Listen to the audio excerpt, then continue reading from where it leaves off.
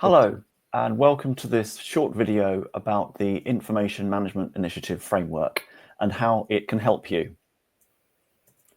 My name's David Churcher, and I'm a director at Hitherwood Consulting. I'm a co-editor of the IMI Framework guidance, and I'm the author of ISO 19650 Parts 1 and 3. Hello, I'm Sarah Davidson. I'm Professor of Information Management at the University of Nottingham.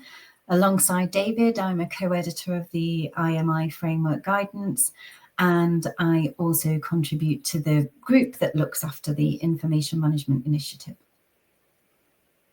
Hello, and I'm Mo Shana. I'm the CEO and co-founder of Morta, and I'm a member of the Information Management Initiative Task Group. So the key drivers for information management are familiar to many of us, I'm sure, but just to pick out some examples that are relevant to the UK, we have the recently published Building Safety Act, which has put some real requirements for information in the construction industry for safety of high-risk buildings. We have the emergence of AI and the continuing digital transformation of the built environment sector. And of course, we have the increasing complexity and high demands made by the sector, by its clients and by asset owners. Just to pick up one of those challenges, the golden thread, which is part of the Building Safety Act, has specific requirements about information that needs to be passed across from construction projects to asset managers and asset owners. And that information has to be intact, accurate, up to date, and readily available. And these are big challenges to overcome. The Information Management Initiative, or IMI, is an excellent way to enable that information to be intact, accurate, up to date, and available. And so the IMI is one of the enablers of achieving this golden thread of information. The scope of the IMI is threefold. It brings together a suite of already published standards, which in the UK are available from British Standards Institution. Alongside that, there is some drafted and published guidance, which specifically helps those implementing the standards to put the requirements into practice. And finally, there are a suite of accompanying resources which help that practical implementation of the IMI framework. The goals of the IMI framework can be summarized in these four short messages. The framework is community driven, so it is developed by the industry for the industry. The outcomes and the outputs from the framework have to be practical. They're there to help businesses and individuals do their jobs more successfully. The framework has to be accessible to everybody, and that drives how it's developed and how it's published. And of course, lastly, but by no means leastly, the framework has to be accurate. It has to give trustworthy information to those who wish to put the information management processes into practice. In terms of the scope of the framework guidance, this slide summarizes how we have identified and published guidance on 6 different topics aligned with different parts of the ISO 19650 standards. Guidance Part 1 looks at the concepts and principles of information management. Guidance Parts 2, 3, 4, and 5 look at the specifics of each of those different parts of the 19650 series.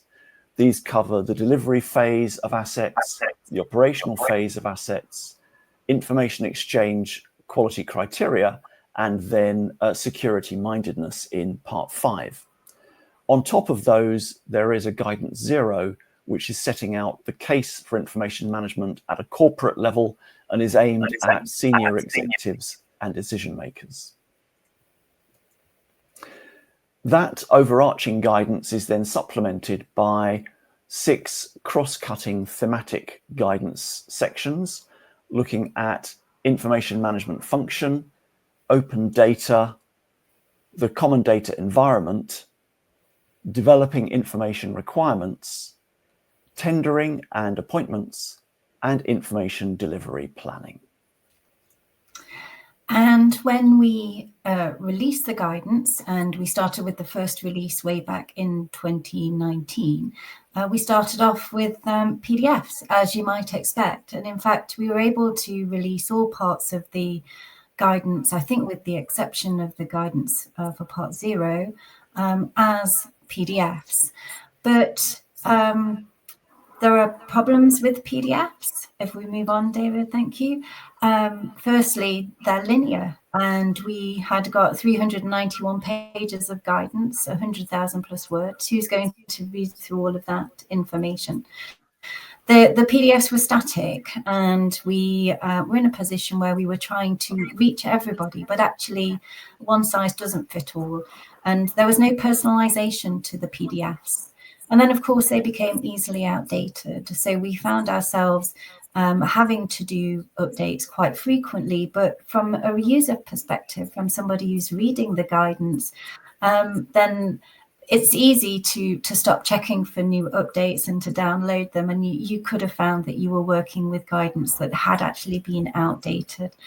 And then I suppose the last point really is that it's quite hard to onboard people with PDFs, just because the volume of information is so overwhelming and there's no means of interaction with somebody. So next slide, please. What we did a couple of years into having released the guidance, as we were still developing it, we moved the content onto Notion and Airtable, and a massive shout out to Rob Jackson for supporting the guidance with that move and maintaining it whilst ever it was in Notion and Airtable. Next slide. And then in June 2024, just after DCW, Digital Construction Week, we looked at how we could make the guidance more engaging and interactive. And at that point, we partnered with Morta. And in our minds all the time were our goals to be community driven, to offer guidance that was very practical, to offer guidance that would be accessible, and to offer guidance that was accurate. So we're just over a year from that point in time. If we move on, please. And we've now got, as you can see, effective from the 22nd of June, we've got just short of 230,000 views of the guidance, which is absolutely brilliant. So if you're watching this and you're familiar with the guidance, then please do keep visiting it. And maybe you're new to the guidance, and Mo's going to give a demonstration, and there'll be a QR code showing you how you can easily get to the guidance. And of course, you can see the URLs at the bottom of the screen. But we are seeing an increasing views of the guidance. We can understand through the Morta functionality, we can understand what aspects of the guidance are really interesting to people, and we can see the topics that are being explored. So what we've got through this move to Morta is some insight into how users are using the guidance, which is incredibly helpful when we think about how we're going to develop it moving forward. Next slide, please. But as we were developing, or as we were transitioning the guidance over to Morta, a few things have been happening. And the biggest one, of course, is that we are becoming increasingly reliant on AI. But if we were to Google information management or EIR or anything to do with BIM, we're going to get a whole host of responses back. Some of those responses may be absolutely nothing to do with the information management initiative. And equally, some of those answers might not be quite accurate. Next slide, please. And we've all seen the content, I'm sure, on social media. And sometimes it's really engaging and accurate, but equally it can be throwing out some quite some messages that don't reflect the guidance or the intention of the IMI. And we really wanted to make sure that we could give out an accurate response to somebody that wanted to know something around the standards that are contained in the Information Management Initiative Framework. So next slide, please. What we did, a development that Mo worked on over the last 6 months, was to look at how we could develop the search in Morta so that a user could go into the guidance and could ask a question, and the response that was delivered would be a response that was generated through information only within the guidance. So that gives us a far better or it gives a user a greater chance of getting an answer that is accurate, representative of the guidance, and in context. So you can ask the guidance any question, and it will come back with a response in the context of the IMI framework. Now, the other thing that we've done with the development of the search function is that we have listed where the source information comes from. So that's doing a few things. One, it should give you confidence that the information is there. But the other thing is that it gives you the ability to delve further. So you don't just have to rely on the answer that you get back from the search. You can go and have a look at where the information has come from in the first place.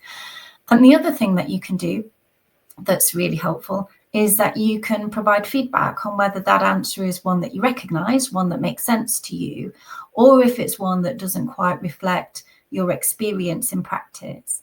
And if you return that it's a bad answer, then we can collect that information, and that can help us to start thinking about how the guidance needs to develop, how it needs to improve. Next slide, please.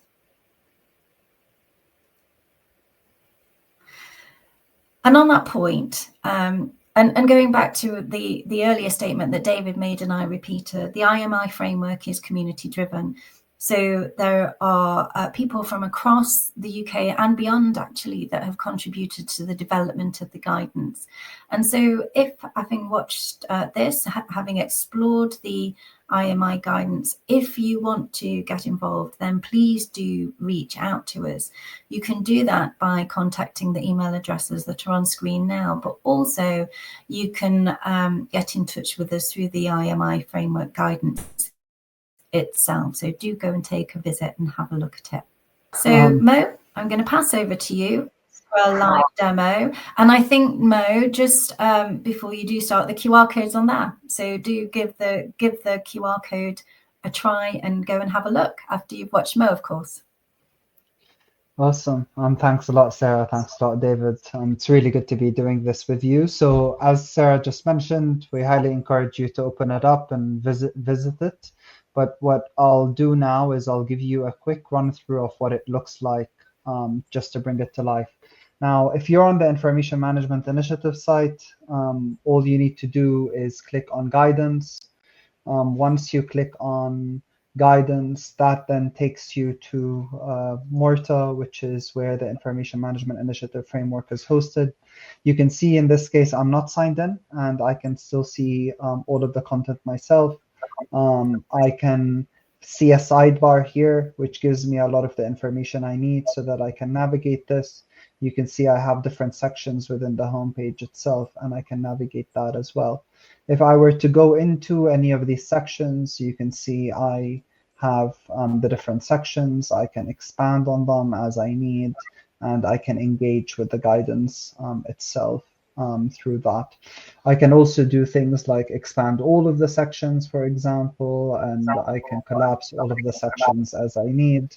I can explore a table of contents and so on and so forth for any of these. But the most exciting thing that we've done as of late, as Sarah was saying earlier, inspired by a lot of what we've seen from ChatGPT, we've deployed open source models on top of the platform that are trained, that only retrieve information from within the context. So that's what's within the guidance itself. So I can now ask questions, for example, like, what is the benefit of information management? And off the back of that, I will then get an answer which is based on the content within the Information Management Initiative framework itself and the guidance. As you can then see, I can have links here that take me to the relevant sections, but equally what we've also done as of late is I can now add feedback. So I can say whether this is a good answer, whether it's a bad answer, and if I say whether it's a good answer, I can provide that feedback, and that's logged for us to then take an action ourselves. So we hope you found this useful. We hope that you will engage with this further, and we look forward to having your feedback. And thank you very much for joining us today. And thanks a lot, Sarah and David, for all of the work that we've done together so far. Thank you. Thank you.